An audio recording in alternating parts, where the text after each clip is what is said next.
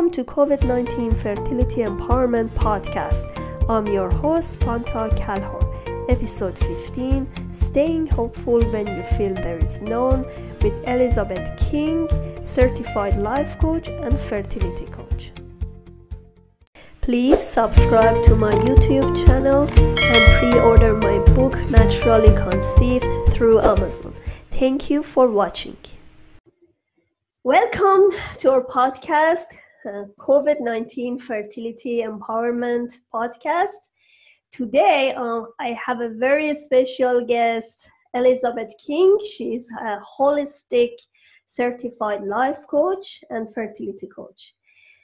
She is with us today, and she has a very interesting story about her own IVF, IUI, and together fertility journey. I'm so happy to have you here. Welcome to our podcast. I'm so excited to be here. Great. So tell me about your story. How did you end up to be a life coach and fertility coach? What was your story behind it? Okay.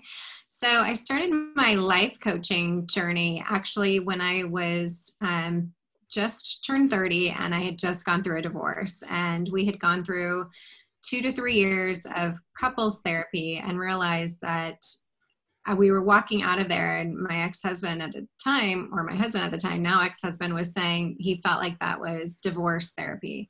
And I had to agree with him. Nobody was really bringing us closer together. No one was giving us action items to work on our marriage. Everyone was kind of just listening to our story and sending us onto our way. And we were no better off when we went inside other than being able to speak our piece. And so I had met a life coach at the time, and it really wasn't a common thing back then. And she had told me that it was more based on actions. And I was like, I'm a planner. I love having an action. You tell me ABC and I'll do it. You know, anything to get results is what I wanted to do. And I always loved accountability. And you know this now, Hintea. And so I just thought, sign me up for that. So I researched different certifications and I went for it. And I really felt in my heart that it was my purpose to be serving people as a life coach and just helping them through their path. Fast forward 10 years, to 2018, I had just suffered my second miscarriage, I believe it was. And after my first, and through the process of spending time in the fertility clinics, I really felt like there was such a lack of support for women that were going through fertility in all different ways. And it's such a life-changing experience for you and your spouse, and so emotional, probably the most emotional experience I had ever been through. Even going through a divorce, I would say was number 2, and nobody at the time, I wasn't able to find anybody that really understood what I was going through, or there was one therapist that they recommended, but you know, a therapist legally is not able to tell you their story. Some of them do, but they're really not supposed to. They're supposed to keep very strict boundaries. And for me, if you're not able to relate to me, I find it very difficult to be healed in that process. So for me, it was kind of the light bulb moment of realizing I am going through this path and this journey and seeing this experience in order to support and serve other women that are going through this difficult time. So here we are. Great. Actually, I'm going to add something to my audience. Sure. Elizabeth King is my accountability partner. Is whatever we're doing, creating course or doing everything with our website and everything on our fertility coach path. And I'm so happy to have her because she's very inspiring and she's very accountable. I'm 100% sure that your client's going to be happy as well because you are a very good and trustable person to go to. Oh, thank you. Yeah, I feel like in anything you go through, it's just helpful to have that accountability and somebody to call on and say, hey, how did you do this? Or how's this going for you? Or, you know, in any path that you walk in life, and somebody that you can really just, ping at any time and say that. And that was another thing I realized with therapy versus coaching is you saw them, at Tuesday at 9 a.m. for 50 minutes, and then that was it for the rest of the week. And I really, depending on what package you have, we spend a lot of time with my clients. So we have, 1 hour a week set. And between that 1 hour a week, we touch base every day, probably multiple times a day. And depending on what cycle of your journey you're in, depends on how much support you need. Sometimes you don't really need a lot of support. And then other times you are a hot mess and you need somebody to talk to 5 times a day.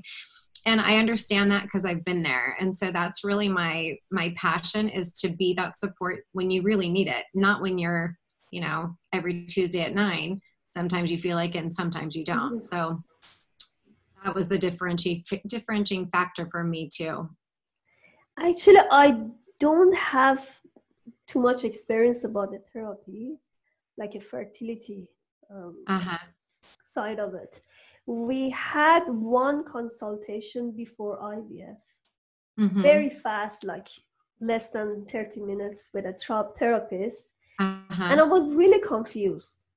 And that time I said, what I'm doing, is it the right thing or not? It's like I felt very lost with the therapy because, as you said, yes, it's not enough. You need a very good emotional support.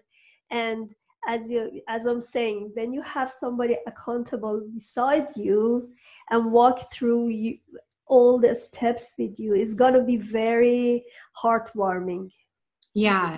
And I mean, I don't know about you, but when I was going through it, there were so many different medical terms and things to learn. And it was just, you're already in an emotional state, right? Because you're there. So obviously something's not going as you would like it to go. And then you're expected to learn all these things and process all this stuff and understand what it means to your life in that 15 minutes that you see the doctor. And so what I do with my clients now is we talk about what their upcoming appointment is going to be, if they have any questions about that, how they're feeling about that, how to process that. And then after, talk to them about how it went, because as you know, it's really high highs and really low lows. There's a lot of tests that you get back every time, and that changes daily, right? Because at some points you are getting blood drawn every day. And, so it's a really emotional process and very scientific process at the same time. So your doctor should be there to answer all of those really difficult scientific things, but I'm really there to help you process what he is saying after the fact and kind of get your head around, okay, what do we do next? And what does that look like? And, to your point, some offices require therapy to meet with a therapist before IVF or egg donation, and some don't, which is surprising as well, because how are you going to tell your kids that they were IVF or egg donor or whatever it may be, or are you not? And how are you going to explain that to them? And there's a lot of things to digest before you make those decisions going into it, no matter how much you want to have a child.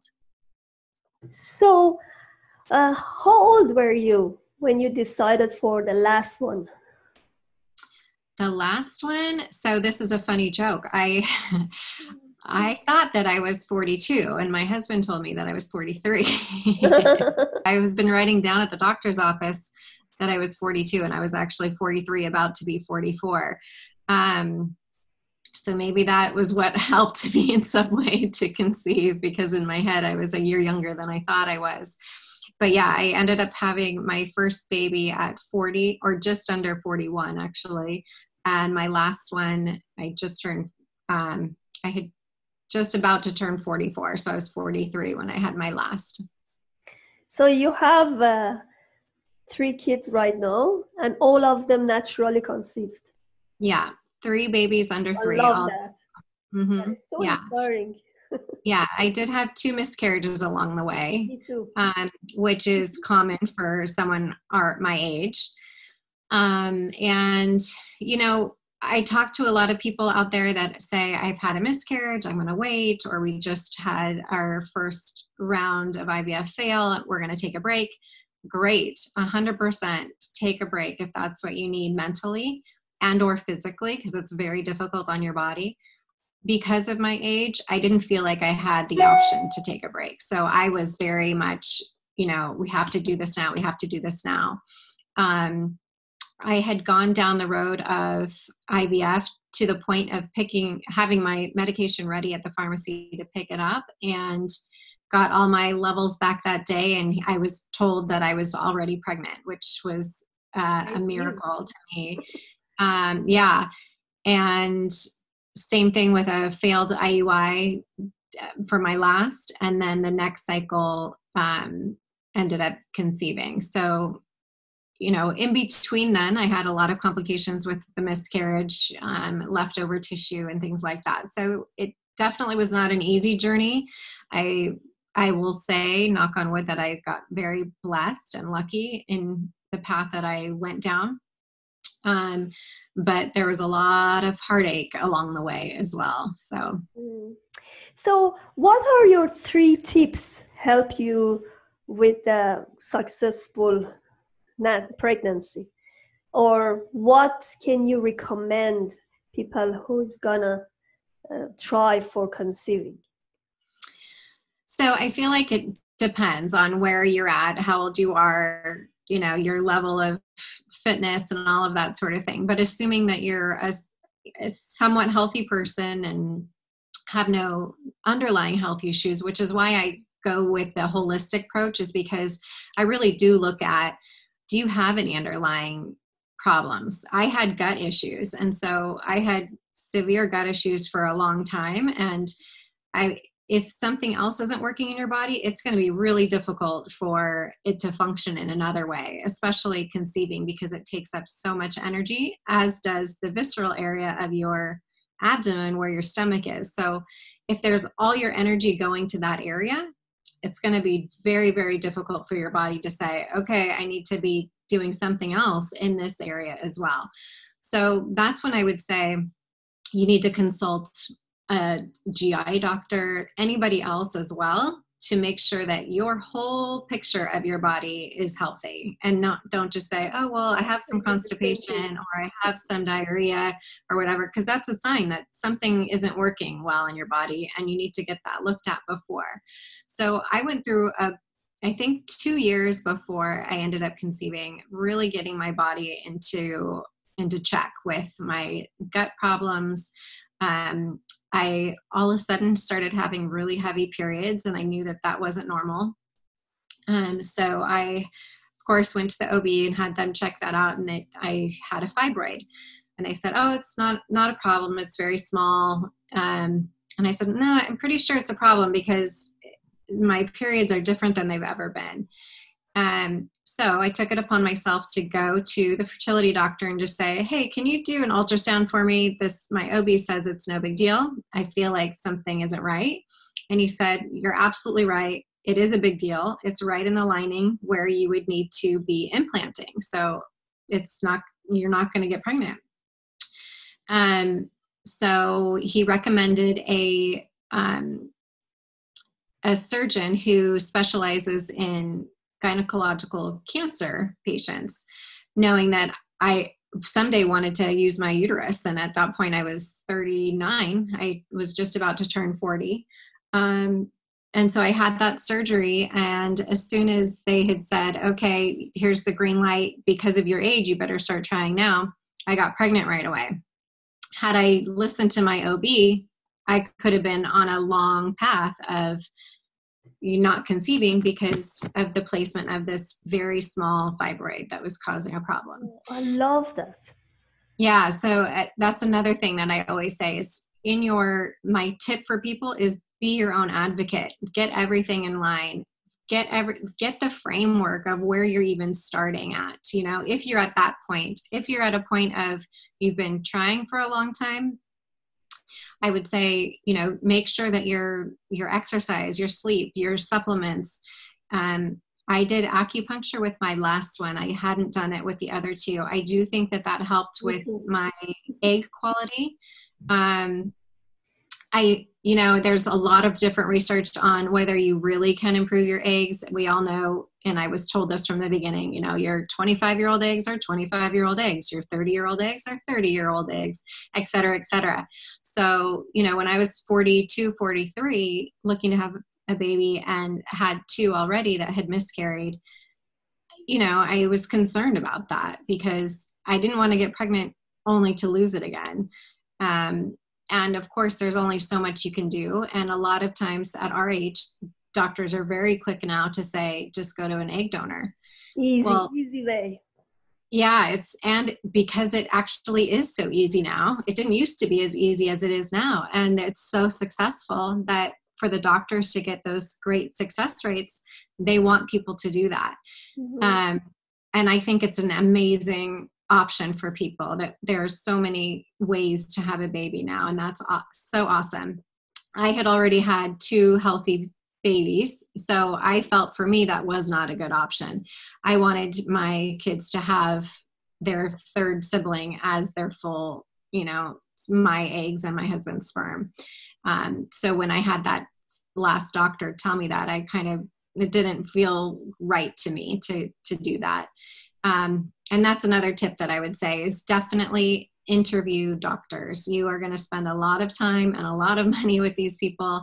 And it's not only the doctor, but their staff, the people that take your blood, the front desk people, the nurses. Really get a good vibe from everybody who's in that office, because they are going to be your support network during those, hopefully 12 weeks that you're with them after you conceive. So really find that. You refer to two different and very important things here. First of all, you said you have to listen to your heart, because you found out about your problem, gut issues yourself. So yeah. you asked them to check up your fibroids and your other problems. And that was me as well, because I had to go to acupuncture. Everything with the OB, everything was all right. And they told me, you have a fibroid, but it's not on the way of your pregnancy. So, but in my heart, I knew something is not right. I had to go to acupuncture, and I had to see that underlying issue. I actually changed 3 acupuncture, and the last one really diagnosed everything. He was really careful, and I changed it because I didn't do it with my fertility specialist. Probably I regret why I didn't do that. I did 1 round of IVF, 2 years of medical medicine, and a lot of like IUI and a cycle, the cycle. Yeah. But I was not happy with the specialist. It's not that she was not good. I'm not saying that, because lots of people got a good result, but it was not in my heart. Yeah. Another friend had the same issue with her specialist. She changed her specialist totally, and her world totally changed. And she got pregnant with IVF. So it's not, to me, there are 2 important things. Getting pregnant needs a good support, positive environment. The specialist should be very positive. They shouldn't just tell you about the easy way. I'm not saying donor egg is not bad or good. Of course. That should be in your heart. If you're not into it, you shouldn't do it. Of course, yeah. Yes. And the second one is, I forgot. Listen to your heart, I told you. Yes, listen to your heart. If you feel that you have something there that is not diagnosed, is not your reproductive functions that is not working. Maybe there is a liver problem. Right. Something else that you haven't diagnosed. Like recently I had some issues. I went to doctors, and it's COVID-19, and cannot go and do the whole checkup is not really easy. But I've done blood tests, I've done ultrasound, everything was all right. Uh-huh. But on the bottom of my heart, I knew there is something wrong. Yeah. And then I went to acupuncture, the same one that I had a good experience with him. And after 4 visits, I was all right.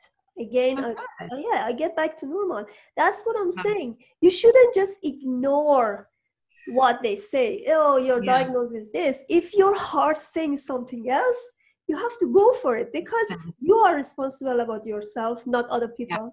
Yeah. You are the one to want to have the baby, or doesn't matter who is the expert or what they think about you. And I'm not saying they are bad or good. If it's not in your heart, don't follow them. Yeah, you have to be your own advocate and listen to your own intuition. And I think that that's so important, because one doctor that is great for me is not great for you.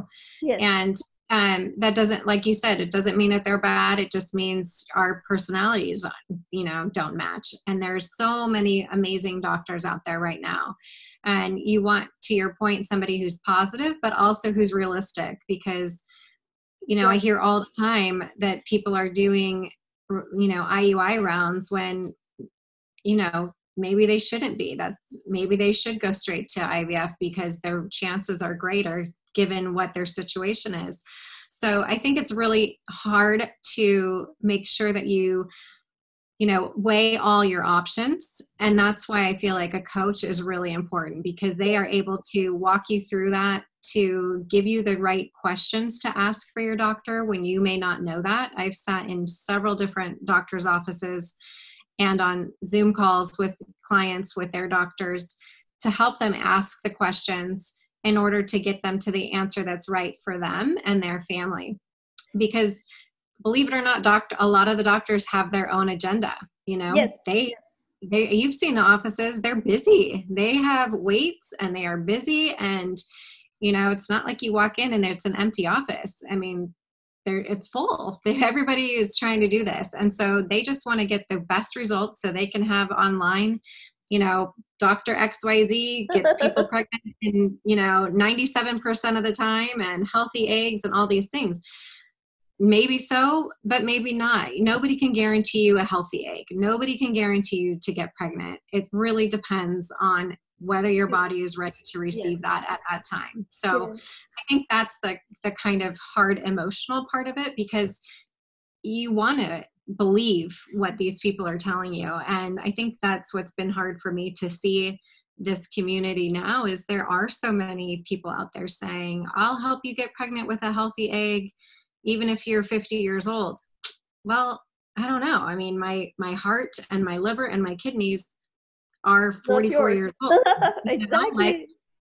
There's nothing you can do, or a magic pill to take to make that change, as much as we want to say, take all these supplements, eat all the spirulina, or, whatever. It's not necessarily a guarantee that it will fix that. You need to listen to your intuition. And you actually refer to a good point. There is a distinction between therapy and coaching. Coaching actually explain your own way. You are the master of your body. So the coaching doesn't tell you do this, do that. It just tell you what you want, so you can discover yourself by talking to a coach. But if you go to the therapy, they have an agenda, as you said, and they tell you, oh, do this, do that, and they don't feel responsible about, I don't know, let's say, I don't want to be biased, sorry, but some people may be good to go with the therapy. I don't know, I don't want to say, because therapy serves its purpose. Everybody should listen to their hearts. Maybe coaching for some people is not a good option too, but that's up to them. I know for me too. I think oftentimes when you're in a situation that's difficult, it's hard to find your own tuition, and it's hard to listen to your own gut, because you're so filled with emotion. Exactly. You need a third person. Exactly. You can't see the forest from the trees, and a coach helps you to line out everything and say, This is what your doctor's telling you. This is what that's going to mean for you. How are you going to feel about that after? How is that going to feel for you and your husband or your significant other inside after you go down this path? You know, and that's kind of where the difference is. It's helping pull out your own intuition, your own stuff that when you're going through something difficult is hard to access on your own. You need that additional coaching to get you to that point. Because you know something deeply in your heart, but right. because you are very busy and Yeah. you are very distressed going through this process, then you cannot decide what to do. That's right. why you need somebody as a third party. So yeah. What is your program? What is your program? What as far as what programs or what packages do I offer? Or okay, and back to my program. So another big part that I want to mention is finding the joy in the situation, because so much is, you know, waking up every morning, taking your temperature, tracking your ovulation, all of the things, and it's, you get so consumed with the day-to-day process of, you know, the weight of, I want to have a baby. How do I have this baby? Praying for this baby, et cetera, et cetera. And I want to help people find the joy and the positivity within that stressful situation. Is it stressful? Absolutely. But you can still live your life. You can still have fun. You can still find the good things. You can still have joy. And I feel like that is really kind of the bottom line of what I want my clients to walk away from, is feeling educated about the situation that they're going through, tapping into their own intuition that is there, but it's masked by the white noise of all the tests and the appointments and the money, finances, and everything. And then finding the joy and the relationship between you and your spouse, and not losing that in the chaos of fertility and trying to have that baby. So I offer lots of different options for packages. We do one-on-one coaching. We do a three package session, and then a 6 package session that includes Voxer support in between. So that's, you know, if you're going through a difficult time, you have access to me basically 14, 15 hours a day. And we work through things together. So if we need to jump on a quick call, if you're having one of those days that I say, you know, if you're going to look at me the wrong way, I'm going to cry.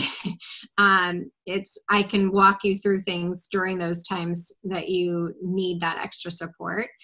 And then we're also doing our Keep Calm and Fertility On course that is starting on Monday. And that will be building a community around, again, walking through those steps of how you process through everything in this fertility journey. So when you see online that friends, or not even friends, but people are putting on, you know, birth announcements online or cute baby clothes that you see, how do you not let that just crush you? I remember for me, it was like, I really wanted to sincerely be happy for my friend, but I was so sad. Oh, it's difficult. Yeah, I was so sad. And it took me a while to figure out, how do I reframe this so that I can't, because I am sincerely happy for them, but I really wanted it for me. And so we work on tools so that I can help them work through those processes so that they don't have to feel that heaviness while they're going through the process. And at the same time, building that community of other people that understand you and are live in front of you, instead of the, you know, Facebook groups or Instagram people that kind of are not necessarily real to you because you're not having that weekly conversation with them. And then you can build that relationship through the process of where you're at, and really having other people understand, you know, at the same time of what you're going through.